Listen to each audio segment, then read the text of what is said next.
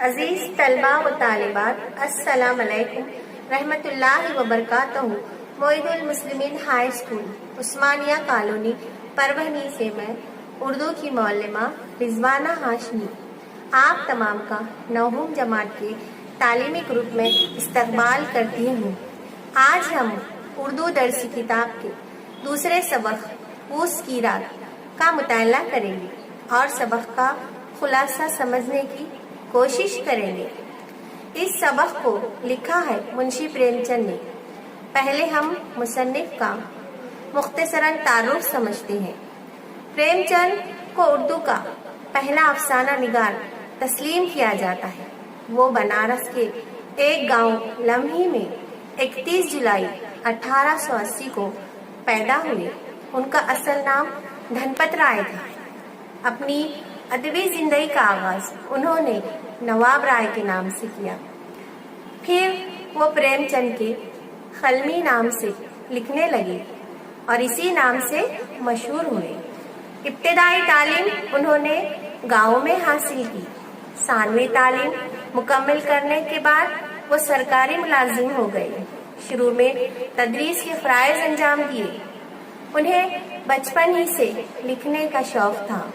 1908 میں ان کی کہانیوں کا پہلا مجموعہ سوز وطن کے نام سے شائع ہوا، جس پر انگریزوں نے پابندی عائد کر دی۔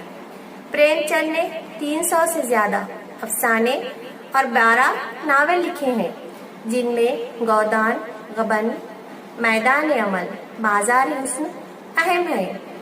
ان کے افسانوں کا ایک ایک لفظ انسانی درد مندی کے جذبے سے سرشار نظر آتا ہے۔ وہ 8 اکتوبر 1936 کو اس دار فانی سے پہلے سبق کا مرکزی خیال سمجھ لیتے ہیں، پھر خلاصے کی طرف آتے ہیں۔ امتحان میں سبق کا اقتباس پیراگراف دیا جاتا ہے یا 2 پیراگراف ہوتے ہیں۔ ایک سبق کا اقتباس 7 نمبرات پر مشتمل ہوتا ہے۔ اس میں پہلا سوال ویب یا جوڑیاں ہوتی ہے جو 2 نمبر کا ہوتا ہے۔ اس میں دوسرا سوال معروضی ہوتا ہے، یہ بھی 2 نمبر کے لیے ہوتا ہے۔ اس کا جواب اقتباس میں سے دیکھ کر لکھنا ہوتا ہے۔ اور تیسرا سوال ہے جو ذاتی رائے کا ہوتا ہے، وہ 3 نمبر کا ہوتا ہے۔ اس طرح جملہ 7 مارکس ہوتے ہیں۔ جب ہمارے ذہن میں سبق کا مرکزی خیال اور خلاصہ ہوگا تو ہم جواب بآسانی پیپر میں تحریر کر سکتے ہیں۔ اس کا مرکزی خیال یہ ہے کہ ہمارے ملک ہندوستان میں کئی گاؤں اور دیہات ہیں۔ ان دیہاتوں میں زیادہ تر کسان رہتے ہیں، مگر نہایت افسوس کی بات ہے کہ اناج اگانے والا کسان اکثر مفلسی، غریبی اور قسم پرسی کی زندگی گزارتا ہے۔ اب یہ جو کہانی ہے پریم چند کی لکھی ہوئی پوس کی رات، یہ ایک کسان کی مفلسی اور مجبوری کی عبرتناک تصویر پیش کرتی ہے، اور ساتھ ہی اس کہانی میں پسماندہ طبقے کے مسائل کو بھی موضوع بنایا گیا ہے۔ یہ کہانی دیکھیے لکھی گئی تھی آزادی سے پہلے، لیکن آج آزادی کے کئی سالوں بعد بھی کسانوں کی حالت زار میں کوئی تبدیلی نظر نہیں آتی۔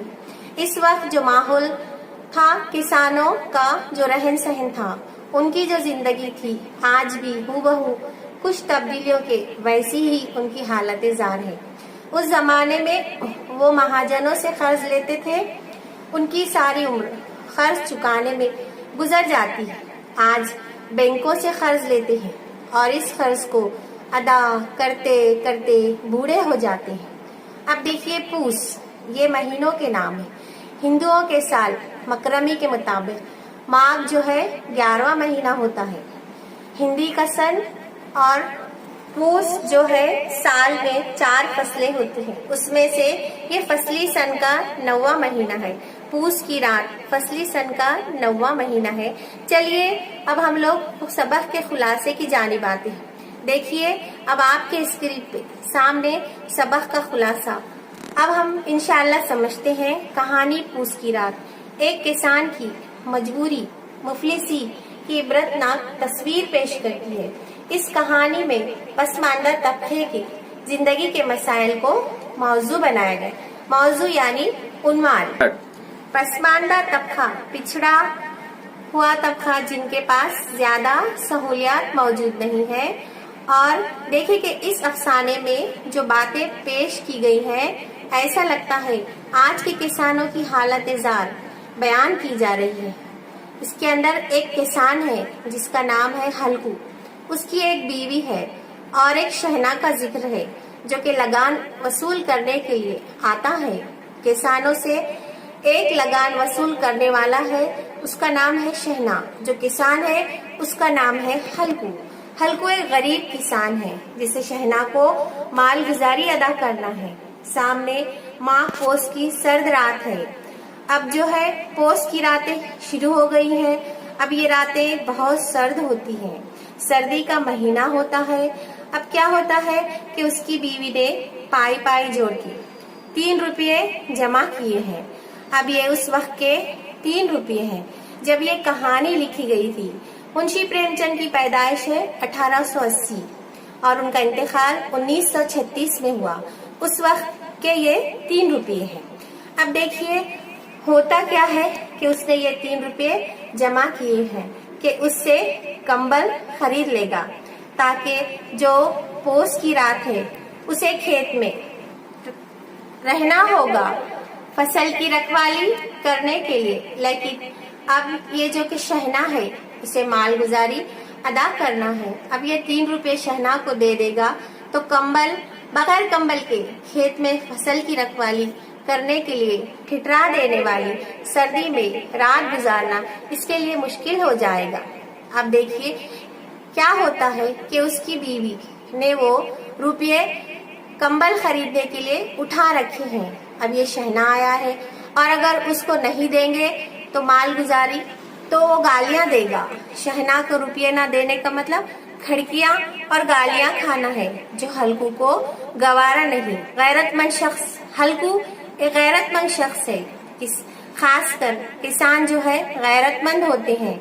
अक्सर हम उनके वाक़यात अखबारात में देखते हैं, खबरों में सुनते हैं, टीवी पर देखते हैं। आज तो यूट्यूब का जमाना है, लोग जो है खबरें देख रहे हैं कि किसान जो है खुदकशी कर लेते हैं। हल्कू को गवारा नहीं है गालियां सुनना। वो कंबल की खरीदारी को मौखर कर लेता है। मौखर करना यानी पीछे डाल देता है। शहना को वो 3 रुपये माल गुजारी के दे देता है और खून जमा देने वाली सर्दी में खेत की रखवाली के लिए निकल पड़ता है। अब जो फसल लग गई है खेत की उसे रखवाली करना है, जानवरों से परिंदों से उसे बचाना है। उसके पास कोई कंबल नहीं है, रात का वक्त है और बहुत खून जमा देने वाली सर्दी। उसे रात गुजारना बगैर कंबल के। इसके साथ इसका पालतू कुत्ता जबरा भी है। कुत्ता इसका पाला हुआ है, इसका नाम जबरा है। रात बहुत सर्द है, कांटे नहीं कटती है, आग जलाता है, पत्तियां जमा करता है। आग ताप कर पत्तियां जलाकर किसी न किसी तरह वो गर्मी हासिल करना चाहता है।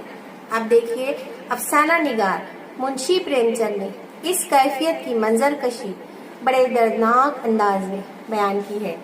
जब हम इस सबक का मुताला करेंगे तो ऐसा लगता है हमारी आंखों के सामने वो मंजर घूम रहा है।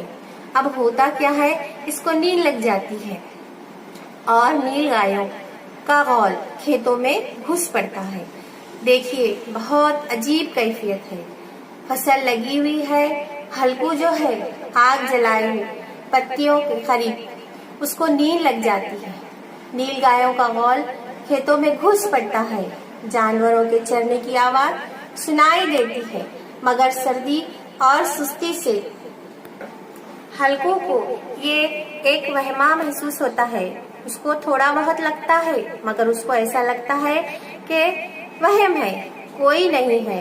जबरा जो है उसका कुत्ता भौंक भौंक कर आसमान सर पर उठा देता है और हल्कू समझता है कि जबरा के होते हुए कोई जानवर खेत पे नहीं आ सकता।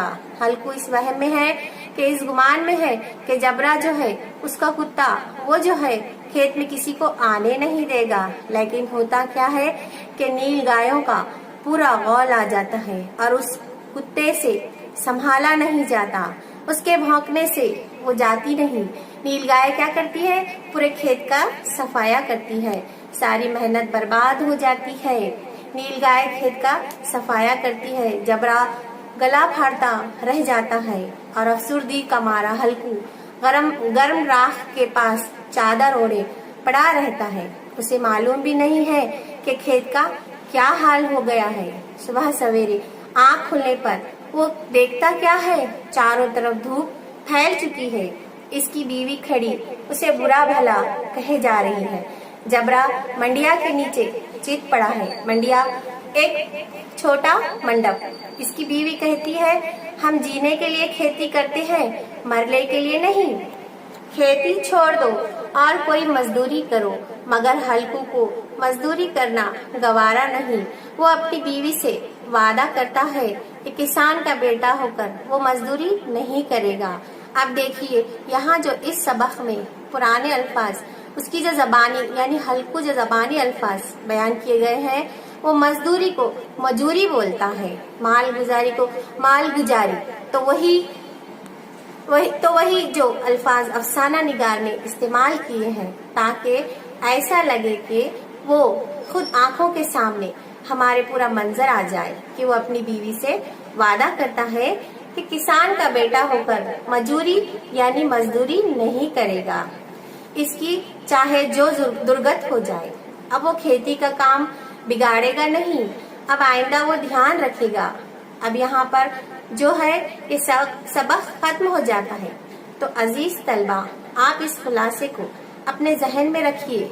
जो भी पैराग्राफ या इख्तिबास आए उसका मरकजी ख्याल और इस खुलासे को जहन में मद्देनजर रखते हुए आप अपने जवाब तहरीर कीजिए, जवाबात लिखिए। इंशाअल्लाह आपको अच्छे नंबरात मिलेंगे। आप लिखने की मशक ज्यादा करें, अल्फाज के माना याद करें। अजीज तलबा, हमें भी किसानों की मदद करना चाहिए और गवर्नमेंट की जो भी स्कीमें हैं उन्हें बताना चाहिए और मदद करना चाहिए। इंशाअल्लाह अगले हफ्ते हम इस सबक की मशकी सरगर्मियाँ हल करेंगे। खुदा हाफिज।